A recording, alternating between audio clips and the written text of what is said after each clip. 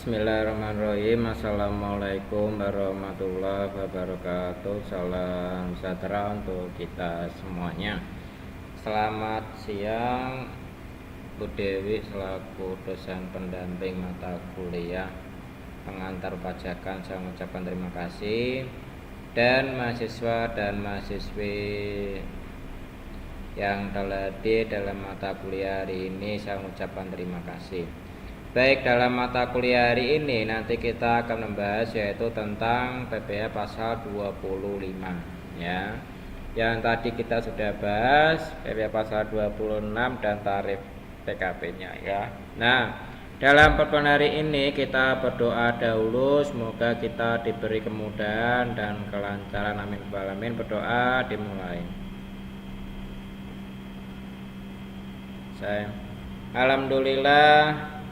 Alhamdulillah Rabbil Alamin, wassalatu wassalam wa ala alihi washabihi wa barik wasallam asma'in.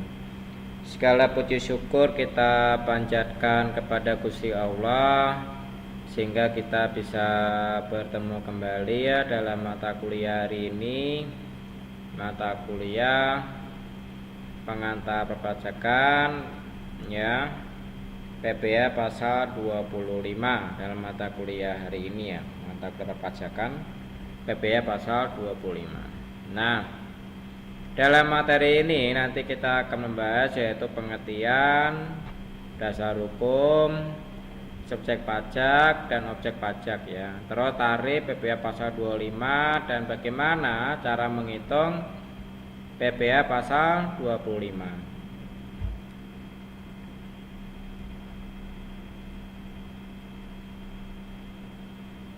PPh pasal 25 itu ayat 1 di Undang-Undang Nomor 38 Tahun 2008 ya, yaitu pengertian pajak penghasilan. PPh 25 adalah pembayaran pajak atas penghasilan secara angsuran, jadi setiap bulannya dalam waktu 1 tahun ya. Itu adalah perbedaan dari PPh pasal 25. Nah, kalau dalam PPh pasal 25 itu ada namanya laporan masa bulanan dan ada laporan masa tahunan ya. Kalau laporan masa tahunan itu yang dilaporkan setiap 1 tahun sekali ya. Tapi kalau laporan masa bulanan itu yang dilaporkan adalah setiap bulannya.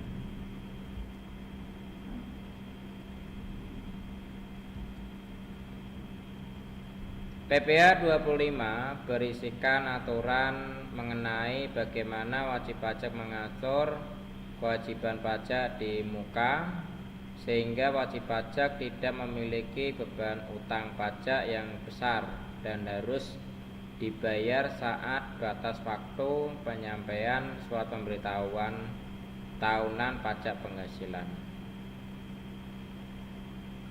Kewajiban angsuran pajak ini munculnya ketika wajib pajak memiliki utang pajak. Jadi adanya penghasilan yang kurang yang dibayarkan dan adanya surat pemberitahuan tahunan pajak penghasilan. Nah, itu kalau kita kena surat pemberitahuan ini berarti kita harus segera membayarkan dan segera melaporkan. Nah, melaporkan pajak penghasilan kita. Gimana untuk pembayarannya Pak? Untuk pembayarannya kita bisa membuat billing ya, nanti dilaporkan dan dibayarkan. Nah, baik, adapun perbedaan PPh pasal 25 dengan jenis pajak penghasilan lainnya, yaitu PPh pasal 25 itu memiliki kategori yang cara perhitungannya itu sendiri. PPh-nya dapat diangsur setiap bulannya, jadi dalam waktu 1 tahun dengan tujuannya meringankan beban wajib pajak. Jadi ada yang mengingatkan pajak yang terutang dan harus yang dilunasi.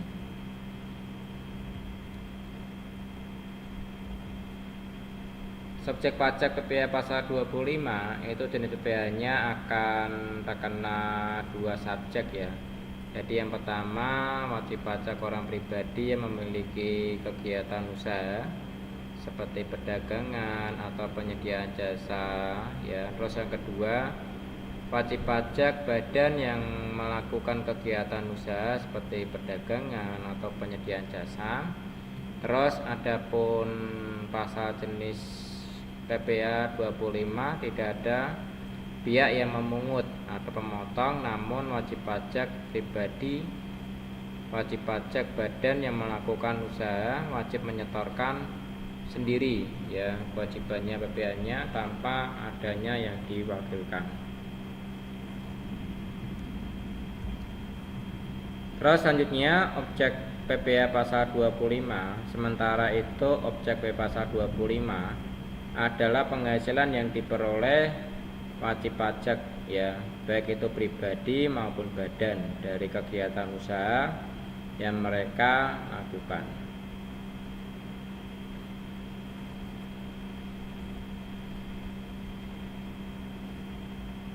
Terus selanjutnya tarif PPA pasal 25 itu berdasarnya angsuran PPA pasal 25 adalah PPA terutang berdasarkan SPT PPA tahun pajak sebelumnya dikurangi dengan pasal 22, PPA pasal 23 dan PPA pasal 25, kemudian dibagi dengan jumlah bulan dalam tahun pajak yang sebelumnya.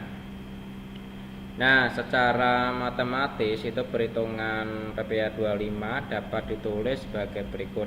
Di adanya PPA pasal 25 yang terutang SPT tahunan lalu ya.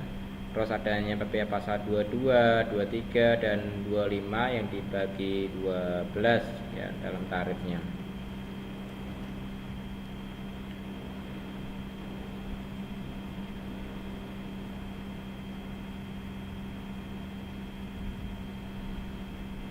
Baik, selanjutnya adalah cara perhitungan. Nah, pajak terutang sesuai dengan SPT itu dikurangi dengan namanya kredit dalam negeri, yaitu ada kredit PPA pasal 21, 22, 23 bagi orang pribadi.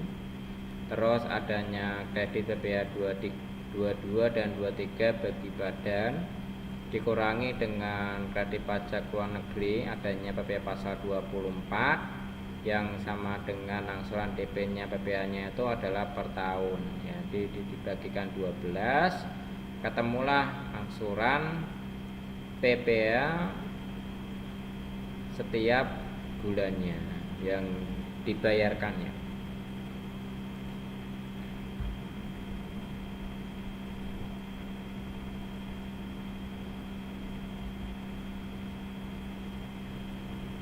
Contoh perhitungan PPA 25 orang pribadi.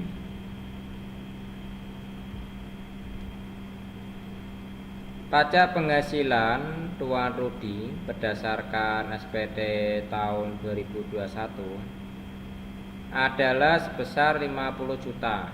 Jadi sementara itu terdapat sejumlah pajak yang telah dipotong oleh pihak ketiga di tahun 2021 ya, dengan detailnya sebagai berikut.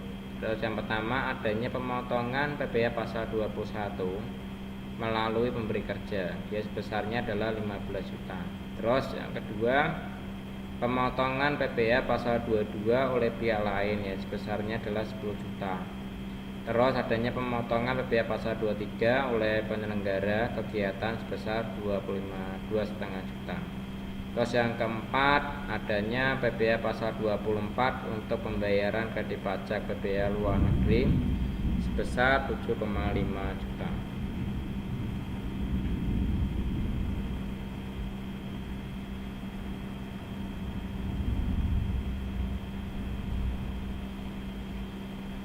Nah, berdasarkan informasi tersebut yang perlu kita ketahui ya, itunya adalah jumlah kredit pajak di tahun 2021 dari Tuan Rudi, yaitu pemotongan PPA pasal 21 plus pasal 22 dan pasal 23 dan pasal 24. Misalnya 15 juta tambah 10 juta tambahkan 2,5 juta tambahkan 7.500 menjadi 35 juta.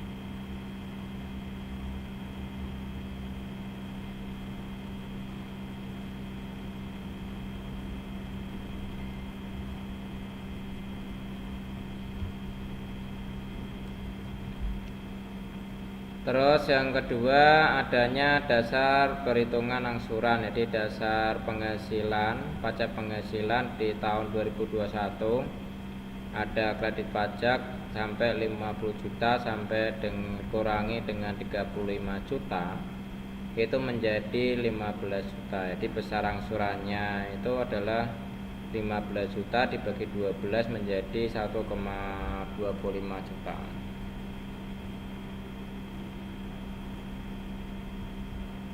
Baik, selanjutnya adalah contoh dalam perhitungan PPh pasal 25. Misalnya besarnya angsuran PPh pasal 25 tahun 2001 adalah PPh terutang tahun 2021 DP 30 juta ya. Dikurangi dengan PPh pasal 21 8 juta. Terus PPh pasal 22 2 juta, PPh pasal 23-nya adalah 2 juta. Maka totalnya di sini adalah 12 juta. Jadi dasar perhitungan PPh pasal 25 tahun 2001 adalah 18 juta. Di besarnya PPh pasal 25 per bulannya adalah 18 juta dibagi 12 menjadi 1.500.000.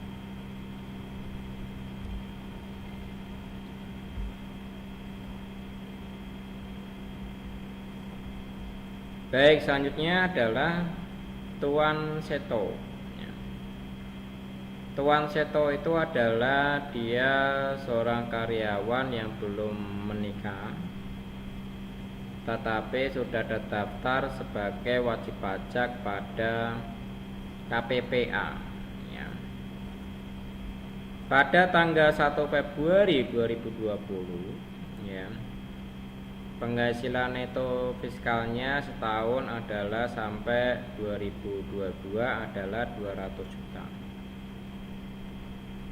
Nah, besarnya PPh 25 setiap bulannya untuk tahun 2023 adalah penghasilan netonya adalah 200 juta, PTKP-nya adalah 54 juta, maka PKP-nya adalah 146 juta. Jadi penghasilan PPh terutangnya adalah 5% dikalikan 50 juta menjadi 3 juta rupiah, 15% dikalikan 86 juta rupiah menjadi 12.900.000. Di 15.900.000 ya totalnya adalah tarif PPh 21 wajib pajak orang negeri.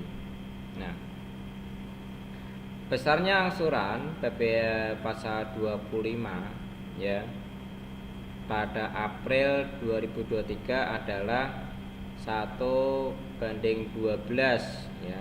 Itu dari pajak PPh yang terutang ya. Di sini PPh pajak terutangnya adalah 15.900.000, maka 1/12 dikalikan 15.900.000 maka dia menjadi 1.325.000 rupiah.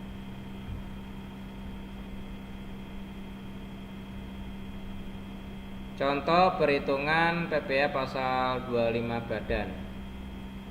PT Abdi Sejahtera memiliki pajak penghasilan yang terutang sebesar 125 juta di tahun 2021 dengan detail pajak yang telah dipotong atau dipungut pihak ketiga sebagai berikut. Yang pertama adanya pemotongan PPh pasal 22 sebesar 30 juta. Pemotongan PPh pasal 23 sebesar 15 juta, PPh pasal 24 untuk pembayaran kredit PPh di luar negeri sebesar sampai 40 juta.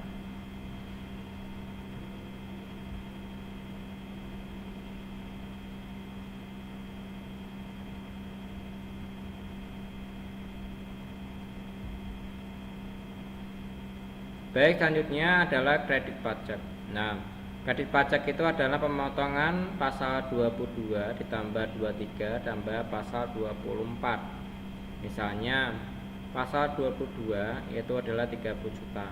Terus dari pasal 23 itu adalah 15 juta.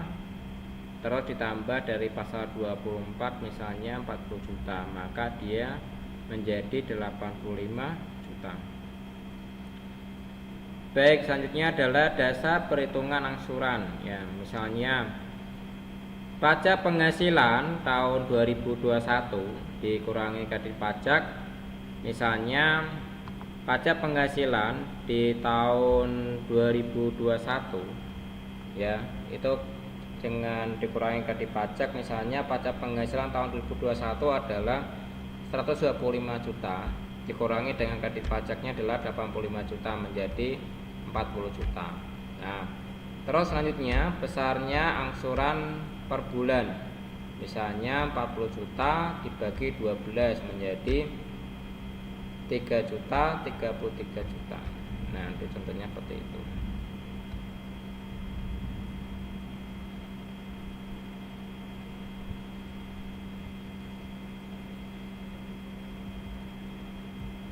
Baik, selanjutnya PPh yang terutang berdasarkan hitungan SPT tahunan PPh badan ya di tahun 2023. Tuan A adalah 50 juta. Maka perhitungan angsuran PPh 25 adalah sebagai berikut. Dengan demikian, besarnya pajak angsuran yang harus dibayarkan sendiri setiap bulannya adalah tahun 2023 adalah 15 juta ya, dari mana dibagi 12 jadi sehingga menjadi 1.250.000. Nah, di sini ada contoh perincian. Misalnya PPh yang terutang tahun pajak 2022 adalah 50 juta. Dikurangi dengan PPh yang dipotong memberi kerja PPh pasal 21 adalah 15 juta. Terus PPh yang dipungut oleh pihak lain adalah 22 juta menjadi 10 juta. Nah, PPh yang dipotong oleh pihak lain adalah 23 dikurangi 2.500.000, maka kredit PPh luar negeri pasal 24 adalah 7.500.000. Tambahkan maka jumlah kredit pajaknya adalah 35 juta. Nah, selisih dari 50 juta dikurangi 35 juta adalah 15 juta. Maka angsuran PPh 25 nya adalah 15 juta dibagi 12 menjadi 1.250.000.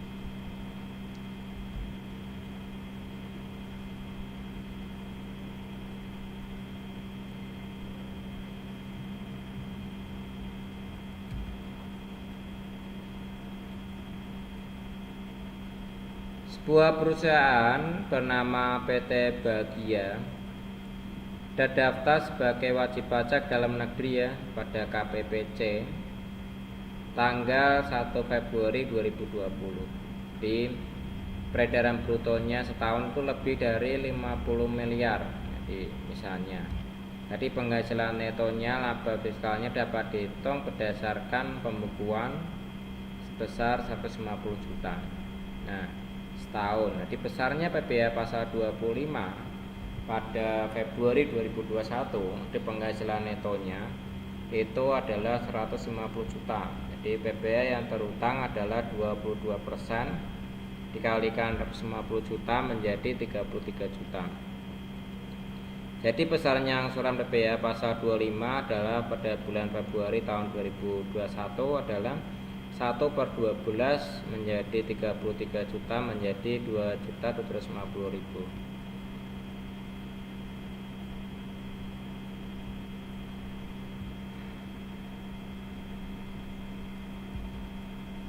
Nah, perbedaannya misalnya perbedaan PPh pasal 21 dan 25. Jadi banyak yang mencari perbedaan PPh pasal 21 dan 25. Pada dasarnya berikut merupakan perbedaan utama PPh 21 dan 25. Jadi pada aspeknya dasar Undang-Undang PPh pasal 21 adalah di sini adalah pengaruh pada Undang-Undang PPh pasal 25. Jadi ada hukumnya Undang-Undang Nomor 36 tahun 2008. Nah, subjeknya adalah pegawai penerima pensiun ya. Ada penerima upah ya. Terus yang berkaitan dengan pekerjaan jasa atau pemotongan pajaknya. Objeknya PPh pasal 21 adalah penghasilan yang diterima wajib pajak pribadi ya dalam bentuk upah ya. Ada upah pensiun, honorarium, tunjangan, uang saku dan sejenisnya. Kalau di dalam pasal 21 pajak angsurannya tidak ada, ya. Kalau PPh pasal 25 itu dasarnya adalah Undang-Undang PP pasal 25. Ya, itu subjek pajaknya adalah wajib pajak pribadi atau badan dengan kegiatan usahanya. Nah, objek pajaknya adalah dalam PPh pasal 25 adalah penghasilan dari kegiatan usahanya. Nah, kalau pajak angsurannya adalah dia di dalam PPh pasal 25 itu akan terkena namanya pajak angsuran. Nah, pajak angsuran setiap bulannya itu dipotong namanya PPh pasal 25.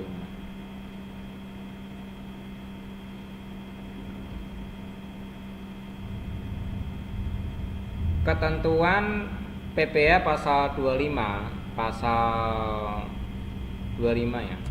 Direktur Jenderal Pajak ya berwenang untuk menetapkan perhitungan besarnya angsuran pajak dalam tahun pajak berjalan ya. Dalam hal tersebut sebagai berikut. Jadi wajib pajak berhak atas kompensasi kerugian. Terus wajib pajak memperoleh penghasilan yang tidak teratur. Terus SPT tahun yang lalu disampaikan setelah lewat batas waktu yang ditentukan. Baik, selanjutnya wajib pajak membetulkan sendiri SPT PPh yang mengakibatkan angsuran setiap lebih besar adanya angsuran bulanan atau sebelum pembetulan ya. Terus yang kedua, terjadinya perubahan keadaan usaha atau kegiatan wajib pajak.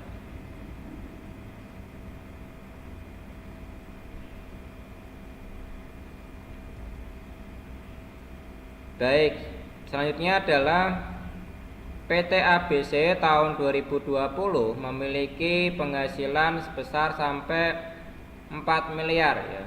Kemudian PT BCD memiliki sisa kerugian itu tahun 2021 yang masih dikompensasikan adalah sebesar 2 miliar.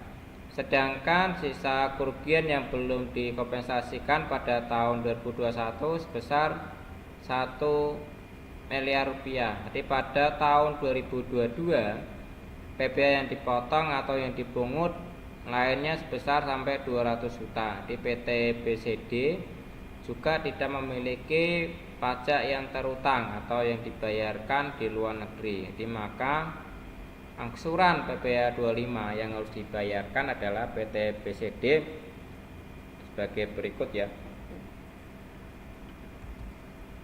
Nah, ini contoh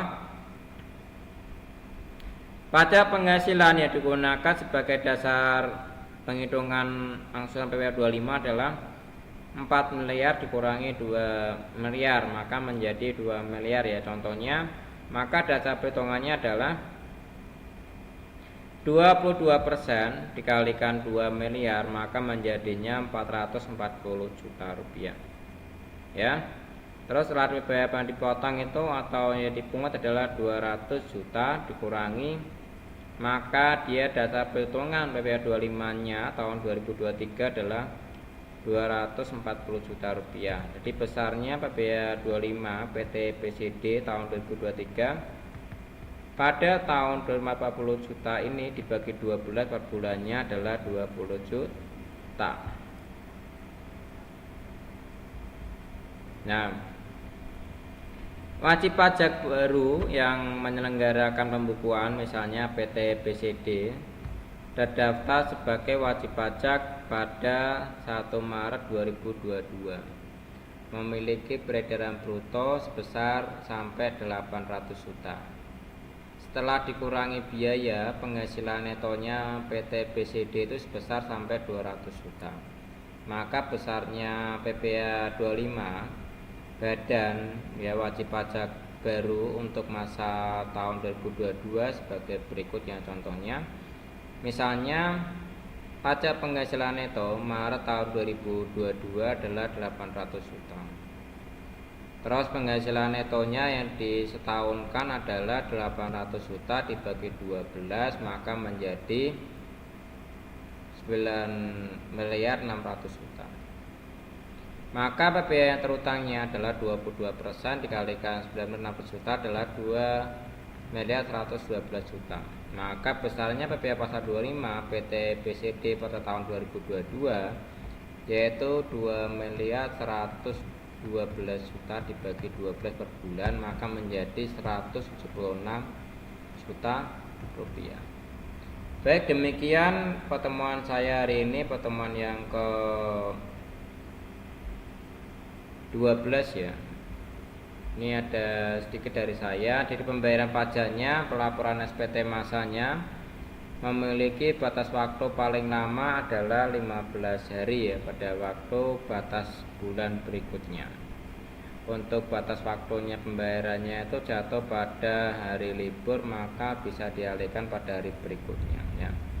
Baik, demikian dari saya pertemuan hari ini, pertemuan yang ke 12 ya, tentang PPh pasal 25. Mungkin ada yang mau ditanyakan dahulu.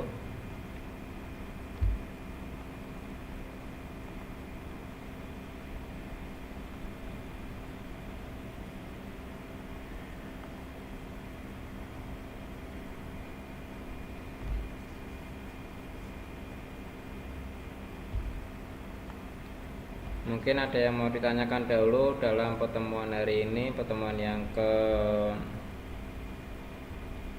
12 ya.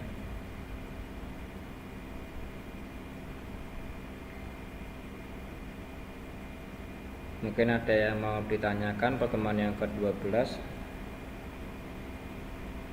tentang PPh pasal 25.